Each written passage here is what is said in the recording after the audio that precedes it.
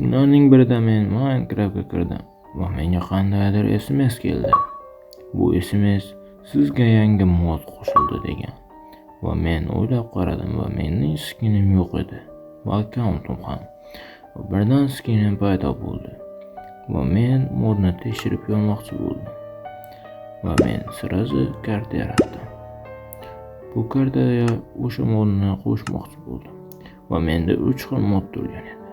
Pastdagi menga yoqib tushdi va men uni qo'shdim va pastga tushib qo'shilganligini ko'rdim va shu holatda kartani ochdim.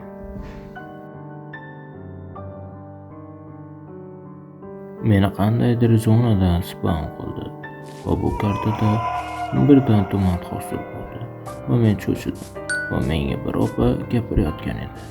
Men u yoq bu yog'imga qaradim va hech kim yo'qligini ko'rdim va men sirazi rivojlanishga o'tib ketdim, chunki menga hozir kimdir hujum qilib qolishi mumkin edi.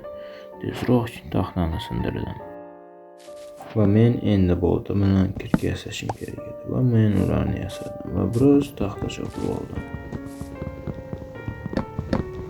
Taxtalarni chopib bo'lgandan keyin men tosh yoqqani qulay joy izladim va shu yerni tanladim, chunki men tezroq rivojlanishim kerak edi va men toshni tezroq qazdim va o'zimga bitta topor yasab oldim, chunki menga kimdir hujum qilib qoladigandek va men kirka va keraksiz narsalarni tashlab olishga qaror qildim va o'zimga bloklarni va kirkalarni mos joylarga qo'yib oldim, chunki men qochishga va hujum qilishga tayyorlanyapman. Birdan tevaga sekin chiqdim. Chiqishimga menga ovoz eshitildi. Bu ovoz g'alati edi va meni kimdir qayerga chorlayotgan edi. Va men qo'limdagi narsani ochdim va unda kitob bor edi.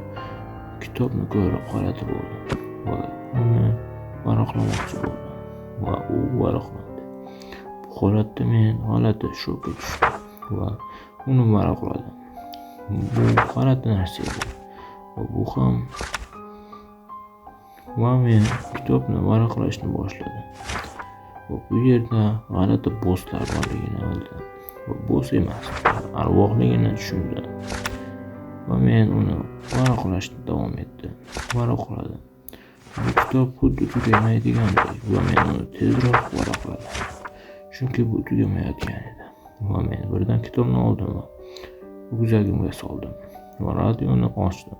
Bu yerda kechni tushirish degan so'z turardi. Men uni bosib yubordim va qo'rqib ketdim, chunki birdan kech tushdi va qandaydir ovoz eshitildi. Bu ovoz sizlarga eshitildimi yo'qmi bilmayman. Va men u ratsiya olamida tongni tushirmoqchi bo'ldim. Va men molni o'ldirib yo'limda davom etdim. Va men yo'lni davom ettirish kerakligini tushundim va yo'ldan birdan menga qilichli skelet hujum qildi va u yerdagidan tushgan edi. Va men ko'rgan narsani sizlar ko'rmadingiz va endi ko'rib turibsiz. Menga arvoh qo'y hujum qilayotgan edi.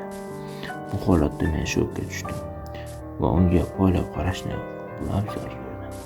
Va men sirasi qayiq yasamoqchi edim, chunki qayiqda men suvda qochmoqchi edim.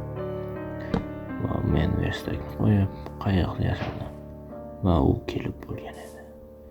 Va u menga hujum qilishi kerak edi va ular birdaniga ikkita bo'ldi va ularni oldiga borib uni urdim va u bo'lmadi va bittasi menga qarab baqirdi va men shokka tushib uni qochdim.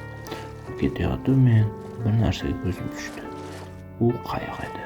Qayiqda esa sunduq turgan edi.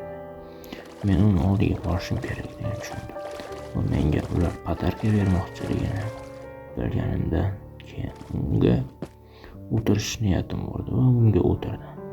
Davomi 100 ta laykdan keyin bo'ladi.